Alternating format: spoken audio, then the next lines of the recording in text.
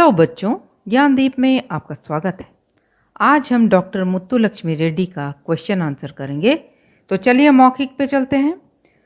Question number 1, Muthulakshmi को पाठशाला जाने की अनुमति कब और कैसे मिल गई? आंसर, जब पुद्दुकोट्टे के दीवान साहब ने लड़कियों की शिक्षा के लिए प्राथमिक पाठशाला की स्थापना की तो मुत्तुलक्ष्मी को पर्दे वाली गाड़ी में बैठकर पाठशाला जाने की अनुमति मिल गई। क्वेश्चन नंबर 2, अध्यापक महोदय ने मुत्तुलक्ष्मी को अंग्रेजी क्यों पढ़ा दी?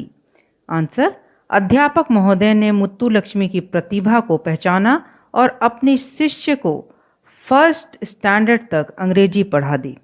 क्वेश्चन नंबर 3, मुत्तुलक्ष्मी को 1 वर्ष के लिए पढ़ाई क्यों छोड़नी पड़ी? आंसर, इंटरमीडिएट की परीक्षा पास करने के बाद मुत्तुलक्ष्मी आगे पढ़ना चाहती थी, लेकिन दमा रोग के बढ़ने के कारण वह अस्वस्थ रहने लगी और उसे 1 वर्ष के लिए पढ़ाई छोड़नी पड़ी। क्वेश्चन नंबर 4, मुत्तुलक्ष्मी की पहली नियुक्ति कहाँ और किस रूप में हुई?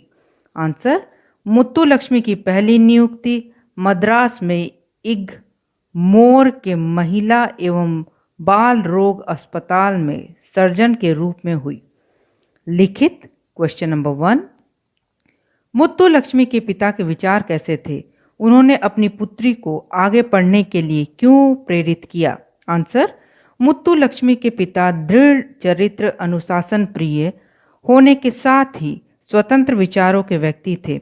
उन्होंने अपनी पुत्री को आगे पढ़ने के लिए प्रेरित किया क्योंकि वे अपनी पुत्री की प्रतिभा को पहचान गए थे। क्वेश्चन नंबर 2, पुद्दुकोट्टे के महाराजा ने मुत्तुलक्ष्मी की क्या सहायता की? आंसर, वर्ष 1907 में पुद्दुकोट्टे के महाराज ने मद्रास मेडिकल कॉलेज में मुत्तु को प्रवेश दिलाने के लिए न केवल सिफारिश की बल्कि आर्थिक सहायता देने का आश्वासन भी दिया।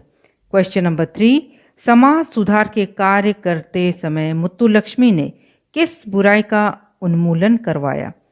आंसर, समाज सुधार के कार्य करते समय मुत्तुलक्ष्मी ने फरवरी 1929 में मंदिरों में देवदासी प्रथा के विरुद्ध विधान परिषद में बिल पास कराकर इस बुराई को उन्मूलन कराया। क्वेश्चन नंबर 4, मुत्तुलक्ष्मी की उपलब्धियों पर एक अनुच्छेद लिखिए। 30 जुलाई 1886 को तमिलनाडु की रियासत पुद्दुकोट्टे में जन्मी मुत्तुलक्ष्मी उन भारतीय नारियों में से एक है जिन्होंने अपनी इच्छा शक्ति और दृढ़ निश्चय से इतिहास में अपने लिए एक विशेष स्थान बनाया। भारतीय विश्वविद्यालय से चिकित्सा के क्षेत्र में स्नातक की परीक्षा पास करने वाली मुत्तुलक्ष्मी पहली महिला थी। भारत में विधानसभा में निर्वाचित होने वाली पहली महिला सदस्य, विधान परिषद की वाइस प्रेसिडेंट बनने वाली विश्व की पहली महिला थी। इन्होंने समाज सुधार का कार्य भी किया। अडियार कैंसर इंस्टीट्यूट का श्रेय भी डॉक्टर मुत्तुलक्ष्मी को ही जाता है। मुत्तुलक्ष्मी ने महिलाओं और बच्चों की शिक्षा और स्वास्थ्य के लिए अनेक कार्य किए हैं, जिसके कारण उन्हें आज भी याद किया जाता है। तो बच्चों, चलिए चलते हैं अब ग्रामर पोर्शन पर भाषा से। क्वेश्चन नंबर 1, मूल शब्द और प्रत्यय अलग अलग कर कर लिखिए। यहाँ पे मेन शब्द और प्रत्यय जो पीछे लगता है उसको अलग अलग करके लिखना है। भारतीय, भारत मूल शब्द और ईय प्रत्यय। उत्साहित, उत्साह इत। प्राथमिक, प्रथम इक। निर्वाचित, निर्वाच इत। ऐतिहासिक, इतिहास इक। सामाजिक, समाज इक। नेक्स्ट चलते हैं विलोम शब्द, विलोम शब्द के पास। तो चलिए, उन्नति, अवनति, स्वतंत्र, परतंत्र, उत्तीर्ण, अनुत्तीर्ण, उच्च, नीच, इच्छा, अनिच्छा, महत्वपूर्ण, महत्वहीन। क्वेश्चन नंबर 4, दो दो पर्यायवाची शब्द लिखिए। इच्छा, चाह, अभिलाषा। दूध, दुग्ध, क्षीर, अपेय। पाठशाला, स्कूल, विद्यालय। स्वतंत्र, आज़ादी, स्वाधीन। महिला, नारी, औरत, 3 विश्व, संसार, जगत, दुनिया। यहाँ पर क्वेश्चन नंबर 5 पर इस पाठ में अनेक संज्ञा शब्दों का प्रयोग हुआ है, जैसे प्रचार्य, बुराई, समाज, महिला, भव्य, पुद्दुकोट्टे, कठिनाई, तमिलनाडु, हिम्मत आदि।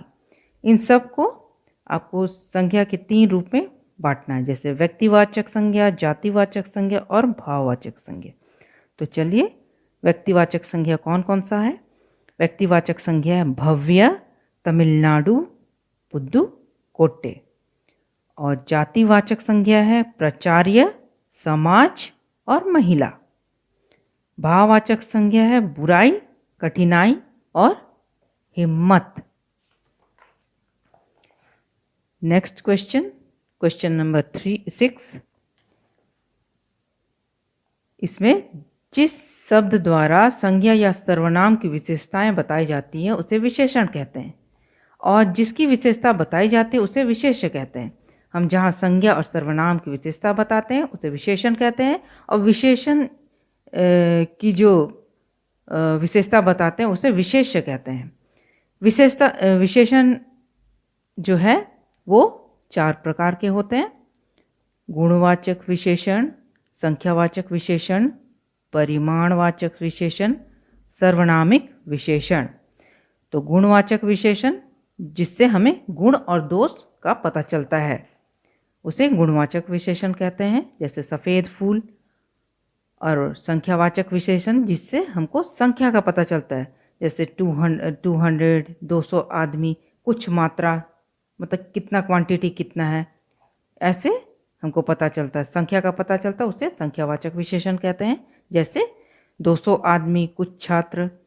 और परिमाणवाचक विशेषण जो होता है वो हमें परिमाण बताता है, माप तौल के बारे बताता है कि कितना है, जैसे 4 लीटर दूध, 5 लीटर पानी, ये माप बताता है, उसे परिमाणवाचक विशेषण कहते हैं। जो सर्वनाम विशेषण के रूप में आते हैं उन्हें सार्वनामिक विशेषण कहते हैं, जैसे यह कार मेरी नहीं है। इस वाक्य में यह विशेषण है और कार जो है संज्ञा है, तो ये हो गया सार्वनामिक विशेषण। नीचे लिखे वाक्यों में रेखांकित विशेषण का भेद बताइए। पहला, केवल 10 छात्र कक्षा में उत्तीर्ण हुई। ये संख्यावाचक विशेषण है क्योंकि ये नंबर बता रहे हैं। दूसरा, मुत्तुलक्ष्मी के पिता दृढ़ चरित और स्वतंत्र विचारों के व्यक्ति थे। ये गुणवाचक विशेषण है क्योंकि गुण बता रहे हैं। तीसरा, उन्होंने सर्जरी में विशेष योग्यता पाई थी। ये भी गुणवाचक है विशेषण। समाज सुधार के कार्यों में डॉक्टर मुत्तुलक्ष्मी ने महत्वपूर्ण भूमिका निभाई। ये भी गुणवाचक विशेषण है। अनाथ बच्चों और बेसहारा बालिकाओं के लिए वाई होम की स्थापना की। ये भी गुणवाचक विशेषण है क्योंकि इसमें गुण बताए जा रहे हैं। और नेक्स्ट क्वेश्चन है, ये जो मुहावरे दिए हुए हैं इनसे वाक्य बनाना है। हिम्मत ना हारना, निराश ना होना। इससे वाक्य है, 2 बार असफल होने पर राम ने हिम्मत नहीं हारी। दूसरा, मुंह आश्चर्य से खुला रह जाना। इसका अर्थ है हक्का बक्का रह जाना, हक्का बक्का रह जाना। मेरी बात सुन लोगों का मुंह आश्चर्य से खुला रह गया। आग बबूला होना, बहुत गुस्सा में होना। तुम तो छोटी सी बात पर आग बबूला हो रहे हो। सेखी बखाना, अपनी झूठी तारीफ करना। सेखी बखाना उसकी आदत है। आंखों से ओझल होना, दिखाई ना देना। चोर चोरी करके आंखों से ओझल हो गया। तो बच्चों, ये मुत्तुलक्ष्मी रेड्डी का क्वेश्चन आंसर और ग्रामर पोर्शन यहीं समाप्त होता है। नेक्स्ट हम आ रही रवि की सवारी के साथ आपसे फिर से मुलाकात करेंगे। Thank you.